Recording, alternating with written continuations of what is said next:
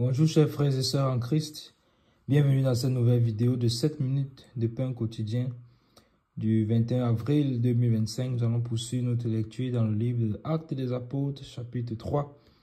Nous allons lire aujourd'hui le verset 17.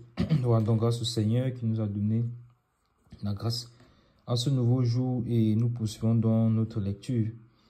Nous avions vu depuis le verset 13 que nous avions entamé une petite série intitulée des accusations de l'apôtre Pierre envers les hommes israélites, ou bien la mise devant la responsabilité par l'apôtre Pierre des hommes israélites d'avoir crucifié le Messie. Et donc, nous avions vu qu'il avait à chaque fois insisté sur le vous, un peu comme les montrant du doigt et leur présentant clairement ce qu'ils ont fait, l'acte qu'ils ont commis, l'acte odieux qu'ils ont commis de faire mourir le prince de la vie, comme il a été dit au verset 15. Et il les mettait donc clairement devant leurs responsabilités. Et donc, nous avons également vu que il s'est détourné, lui, il a détourné les regards, il les exhortait en tout cas à détourner les regards sur lui, mais à poser les regards sur le Seigneur Jésus qu'ils ont crucifié et à voir qu'en fait, c'était lui le Messie qui devait venir et que c'est pas lui, c'est pas le Seigneur Jésus-Christ que l'homme paralytique qui se tenait à la porte du temple appelé la Belle avait reçu sa guérison instantanée. Et donc, ce que nous avions déjà dit dans la vidéo d'hier, c'était que le verset 16, en fait, c'est au verset 16 que cette mise devant les responsabilités, en fait, s'arrêtait pour que le verset 17 commence étant comme une transition, en fait, une transition. Et puis donc, demain, par la grâce de Dieu, dans la vidéo précédente, lorsque nous avons lu le verset 18, nous voyons donc qu'après la phase de transition, donc, le Seigneur présente encore la porte de sortie. Parce que voilà comment le Seigneur agit toujours. Quand il te montre un problème dans ta vie, en fait, le but c'est que tu vois que ici j'ai fauté, tu vois que tu constates que tu es dans les ténèbres et que tu retournes à lui, en fait. La parole de Dieu déclare dans le livre de 2 Chroniques, chapitre 7, verset 14, que si mon peuple, ce qui a invoqué mon nom, prie, s'humilie, crie, alors je pardonnerai ses péchés. Vous voyez, se détourne de son mal, je pardonnerai ses péchés. Donc, en fait, le Seigneur, quand il nous montre, et je guérirai son pays, et lorsque le Seigneur nous montre donc ces choses-là, lorsqu'il nous met en face de nos responsabilités, parce qu'en réalité, lorsque nous péchons contre lui, parce que là, ils ont péché contre Dieu en faisant mourir le Christ, même si c'était le dessein arrêté de Dieu, c'était quand même un péché. Et donc, le Seigneur nous montre que lorsque nous avons donc, nous reconnaissons notre état de pécheur et que nous tournons vers lui, alors sa miséricorde est notre partage, car il est un Dieu miséricordieux. Et lorsque le cœur se tourne vers lui, il ne dédaigne point un cœur brisé et contré. Donc, et c'est ainsi donc que nous voyons l'amour de notre Seigneur.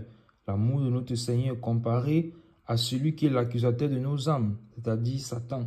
Parce que lui, lorsqu'il accuse, en fait, son but, quel est son but? C'est de nous voir détruits, d'être détruits.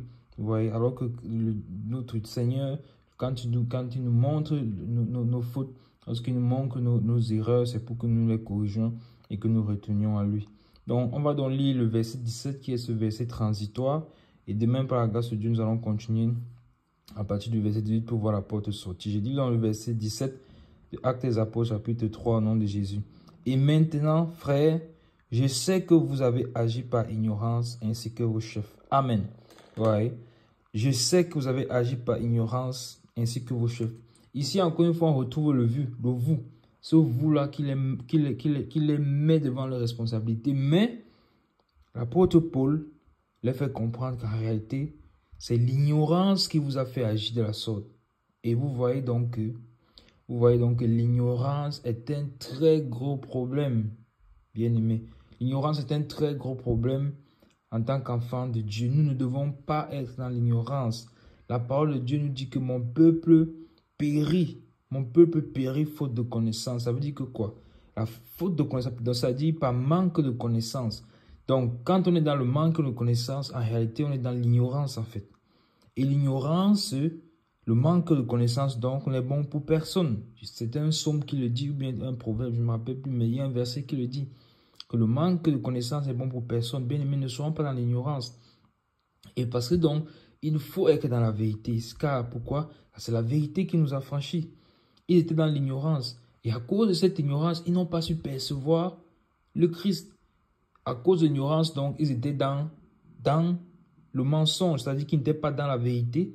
Et à cause du fait de ne pas être dans la vérité, ils ont crucifié le Messie. Vous voyez que l'ignorance est un très gros problème.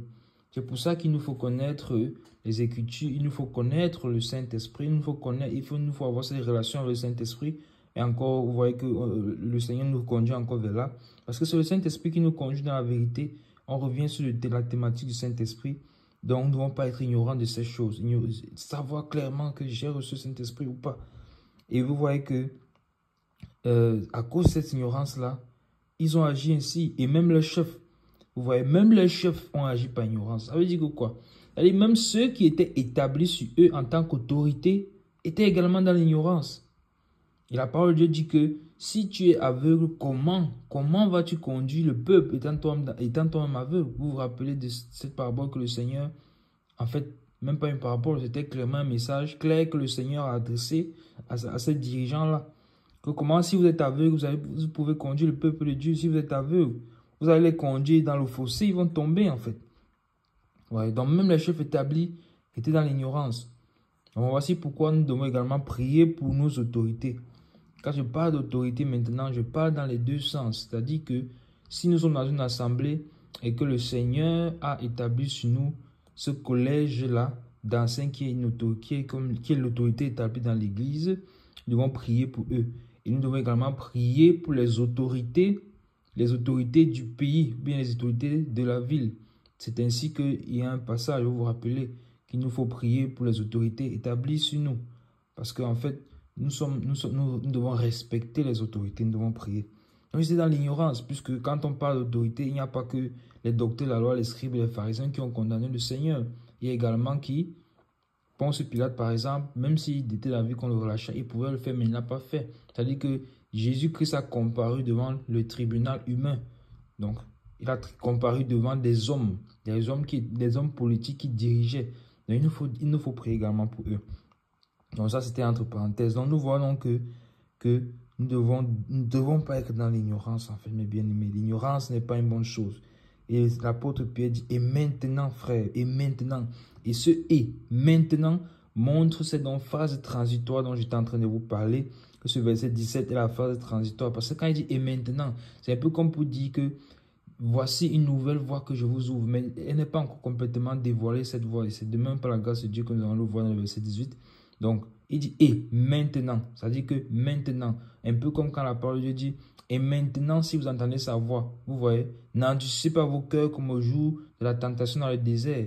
Vous voyez que quand on dit « et maintenant », ça veut dire que le Seigneur crée une nouvelle voie, en fait. C'est une voie de sortie. Et quand on dit « et maintenant, n'endurcissez pas vos cœurs », ça veut dire que si vous endurcissez vos cœurs, vous allez faire les mêmes erreurs. Donc, il est en train de constater que le cœur veut qu'endurcir, mais il dit « et maintenant, ne le faites pas ».